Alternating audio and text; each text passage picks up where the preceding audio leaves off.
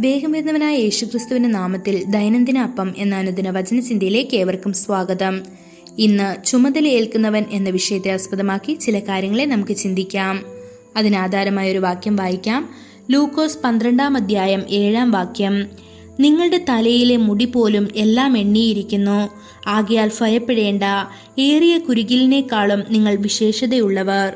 പല ക്രിസ്ത്യാനികളും പറയുന്നു, ദൈവം അവരെ ശ്രദ്ധിക്കുന്നില്ല, അവൻ സ്വർഗത്തിൽ എവിടെയോ ആണ്, മഹാനായ ദൈവദാസന്മാരുടെ പ്രശ്നങ്ങളിൽ മാത്രമേ ദൈവം ഇടപെടുകയുള്ളൂ എന്നവർ കരുതുന്നു.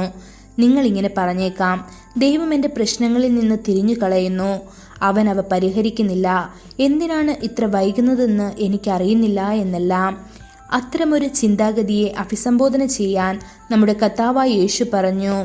ലൂക്കോസ് 12-ാം അധ്യായം 6-7 വാക്യങ്ങളിൽ, 2 കാശിന് 5 കുരുകിലിനെ വിൽക്കുന്നില്ലയോ, അവയിൽ ഒന്നിനെ പോലും ദൈവം മറന്നു പോകുന്നില്ല.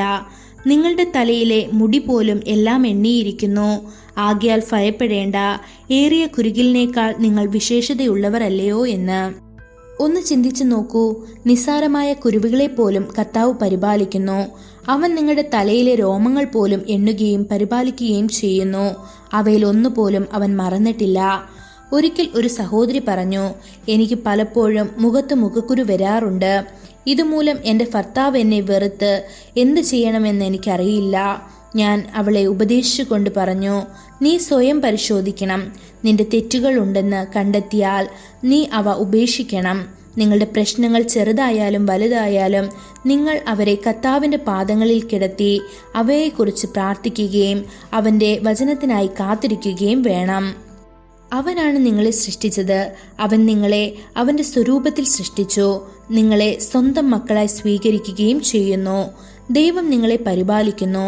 അവൻ തീർച്ചയായും നിങ്ങളുടെ പ്രശ്നങ്ങൾ മാറ്റി ഒരത്ഭുതം ചെയ്യും. ഇത് ദൈവത്തിൻ്റെ ദൃഷ്ടിയിൽ ചെറിയ പ്രശ്നങ്ങളാണെന്ന്. ഇന്നും ചില പ്രശ്നങ്ങളാൽ നിങ്ങൾ അസ്വസ്ഥരാണെങ്കിൽ വിഷമിക്കുന്നത് നിർത്തുക. നിങ്ങളുടെ ഭാരം കർത്താവിൽ വയ്ക്കുക. അവൻ്റെ നെഞ്ചിൽ ചാരി വിശ്രമിക്കുക. ദൈവത്തെ സ്തുതിക്കാൻ തുടങ്ങുക. പിന്നെ ഇന്നത്തെ ചെറിയ പ്രശ്നങ്ങളാലും വലിയ വെല്ലുവിളികളായാലും നിങ്ങളുടെ മുൻപിൽ മല പോലെ നിൽക്കുന്നത് കർത്താവ് ഇടപെട്ട് അവ അവസാനിപ്പിക്കും. നിങ്ങളുടെ ഭാവിയും പ്രത്യാശയും നൽകുന്നത് തിന്മയെക്കുറിച്ചല്ല, സമാധാനത്തെക്കുറിച്ചുള്ള ചിന്തകൾ. ഞാൻ നിങ്ങളെക്കുറിച്ച് ചിന്തിക്കുന്ന ചിന്തകൾ എന്ന് എനിക്കറിയാമെന്ന് യിരെമ്യാവ് 29-ാം അധ്യായം 11-ാം വാക്യത്തിൽ കാണാൻ സാധിക്കും. ദൈവമക്കളെ, അവൻ പ്രപഞ്ചം മുഴുവൻ സൃഷ്ടിച്ച സർവശക്തനായ ദൈവമാണെങ്കിലും അവൻ നിങ്ങളുടെ സ്നേഹനിധിയായ പിതാവാണ്. നിങ്ങളെ രക്ഷിക്കാൻ വേണ്ടി മാത്രം സ്വർഗത്തിൽ നിന്ന് ഭൂമിയിലേക്ക് ഇറങ്ങി വന്ന കരുണാമയനാണവൻ. അവൻ നിങ്ങളെക്കുറിച്ച് എല്ലാം അറിയുന്നു. അവൻ നിങ്ങളുടെ പേര് വിളിക്കുന്നു. അതുകൊണ്ട് പേടിക്കേണ്ട. കർത്താവ് നിങ്ങളുടെ ജീവിതത്തിൻ്റെ ചുമതല ഏറ്റെടുക്കുകയും നിങ്ങളെ അനുഗ്രഹിക്കുകയും ചെയ്യും. ഈ വചനങ്ങളാൽ ദൈവം നമ്മെ ഓരോരുത്തരെയും അനുഗ്രഹിക്കുമാറാകട്ടെ. കൂടുതൽ ധ്യാനത്തിനുള്ള വാക്യം യിരെമ്യാവ് 29-ാം അധ്യായം 11-ാം വാക്യം.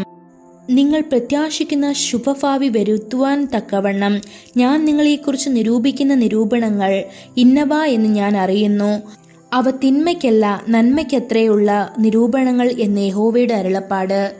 ഇന്നത്തെ ബൈബിൾ വായന രാവിലെ 2 ദിനവൃത്താന്തം 30-31 അധ്യായങ്ങൾ, വൈകുന്നേരം യോഹന്നാൻ 18-ാം അധ്യായം 1 മുതൽ 18 വരെയുള്ള വാക്യങ്ങൾ. ആമേൻ.